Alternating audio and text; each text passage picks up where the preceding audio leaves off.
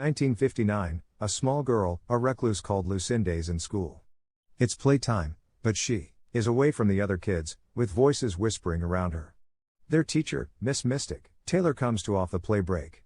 She had to because she wouldn't budget. Next, the teacher is in front of the class. She reminds them that tomorrow is the school's official opening. She tells them that at Stamat B, school celebrates its opening with a competition, in which students draw a picture of what they believe will happen in the future. The children are excited and begin different things, except for Lucinda Embry, who is guided by whispering voices to fill her paper with a series of numbers.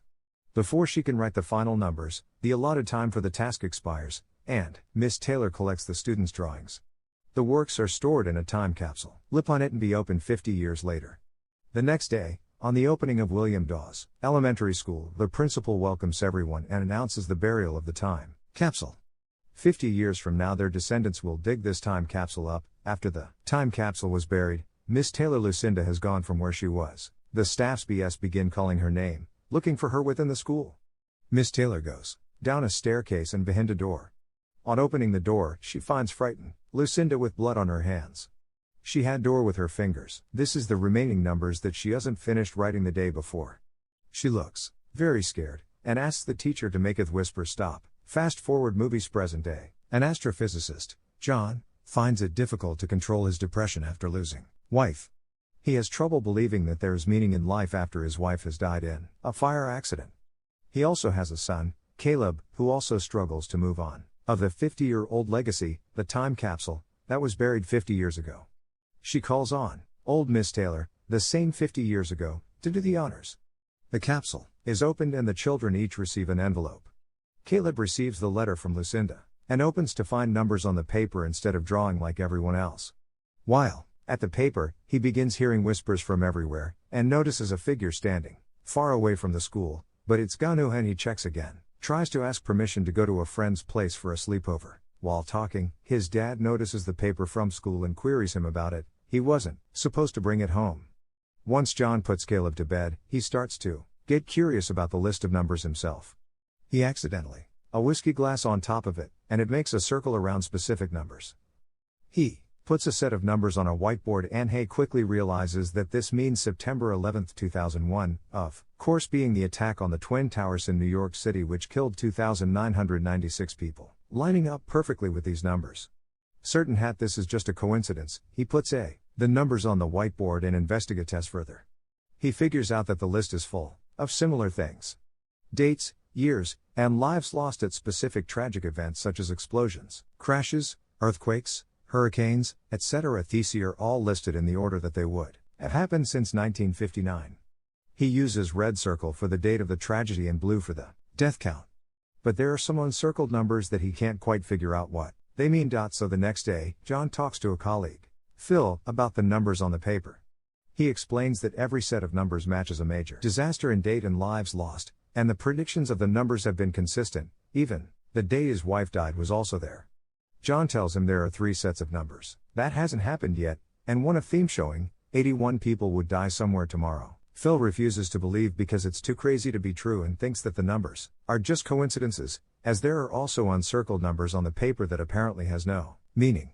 He suspects that someone may be playing a joke on John. John begins to search for more details.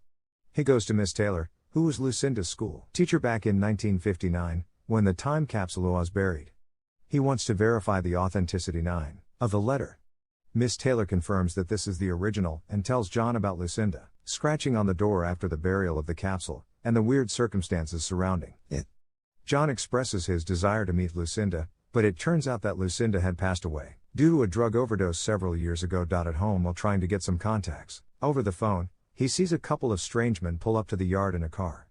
Caleb goes up to the car, and the strange men give Caleb a rock without actually saying anything to him, which of course freaks John out. He reminds him from strangers and sends him inside the house. While searching through the net about Lucinda's death, his sister, Grace, starts him. Grace wants John to visit his family because he hasn't talked to his father for a very long time. But he refuses. John has a difficult relationship with his parents due to them being extremely religious, and John is an atheist. The next day, on his way to pick Caleb up from school, John is stuck in traffic. Reroute but no alternative route. Looking at the coordinates on his GPS, he realizes that the uncircled numbers he couldn't figure out on the list earlier are in fact coordinates of all the locations where the tragedies will happen, and it is exactly at that location. He leaves his car to find out why the road is blocked. While talking to the police, the prediction happened: an aeroplane falls to the ground, several people burn and die while he tries to help. He goes back home while still having trouble believing what just happened. John goes on the NATO search about the accident only to find the report stating that 81 people have died at night. A strange man walks into Caleb's room. Caleb wakes up and the stranger shows him a revelation of everything being destroyed, while the animals are running for their lives. Caleb screams. His father runs into the room 59 and carries him from the floor. John sees a strange man through the window while holding him up and runs out looking for him, but he's gone.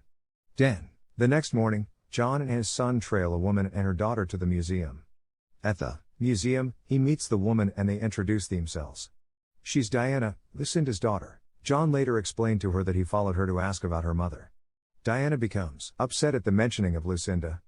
John explained that Lucinda's prediction had come true and only 2 remaining, and the last one will happen 3 days later, on October 19th, and 33 people will die. He needs her help.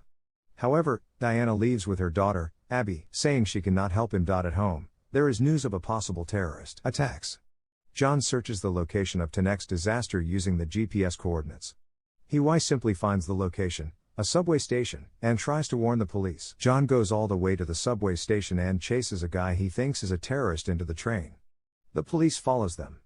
They discover that the guy is just a petty CD. The train sets to move, but they see a derailed train heading towards them. And there's chaos. The train sets to move, but they see a derailed train heading towards them and there's chaos, as everyone tries to escape.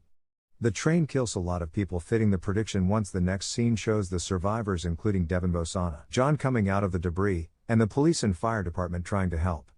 Returning home, he is surprised to see Diane and her daughter waiting for him. She proceeds to tell John that the last disaster left on the list is on October 19th, the same day Lucinda said she's supposed to die. Diana didn't want to talk with him about it in the first place because the idea of knowing when one would die. Diana decides to bring John Lucinda's former home, an old abandoned building where her mother used to hide from everyone around her.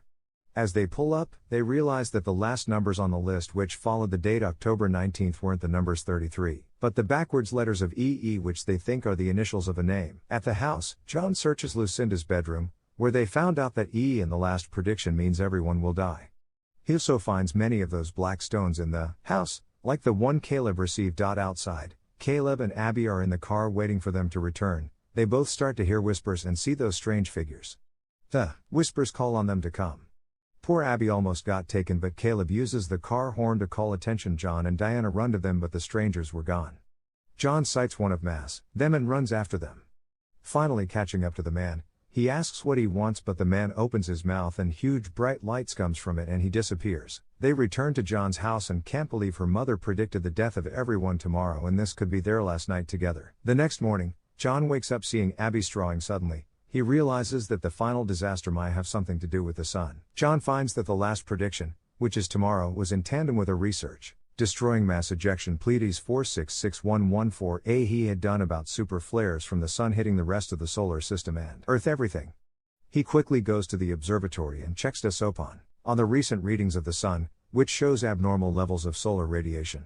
He thinks that a large solar flare may occur very soon, and that may be the cause of Mercury humanity's destruction. Back at John's house, they prepare to go hide in an underground cave where Diana used to play as a child.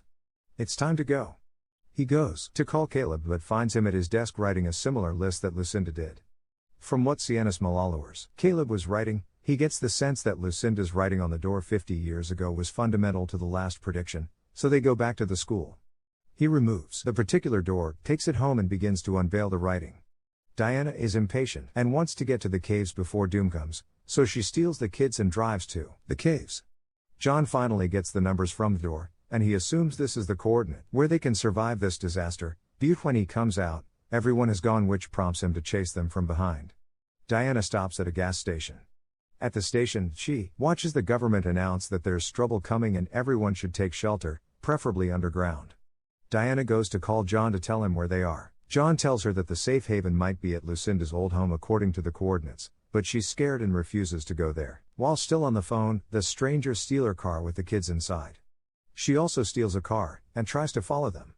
but runs into a half-truck. She breaks her neck, and later dies in front of John, at exactly 12 midnight according to her mother's prediction. John drives to Lucinda's abandoned home, and follows a car-ridden path into the bush. He finds many of those black stones there.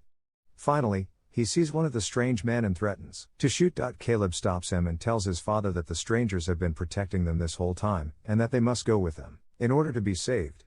It turns out that they were the ones who sent the message about the major disasters trying to save humanity from completely destroyed. They then reveal an ark up in the sky. John is astonished. It's time to go, but the strangers will 1258 only allow the children go with them. On life chosen must go. Caleb cries. Caleb and his father say their last goodbyes. And the men turn to shining bodies, and the ark leaves. Up in the sky, many of such ark had come to several other places on earth, they are also leaving. John wakes up in the morning on that ground. He navigates the now rowdy city, his family house. His sister meets him with a hug and he tells her Caleb is safe. He enters the house and hugs his father, then his mother and his sister joins for a group hug. The sun flare starts to destroy everything, and takes them too in their group hug. As the movie ends, the ark drops the children at different places and goes away. Caleb and Abby run through the field towards a huge tree. Now, for the explanation. At the end of the movie, the beings who have been whispering into Lucinda's and Caleb's ears finally reveal themselves as a more evolved explanation. Alien race, who have been selecting few humans and animals to save from the imminent destruction explanation. The Earth, it's possible that these humanoids whispered the same messages to other people around the world. So, why were only the children taken? Aren't children too young to take care of themselves?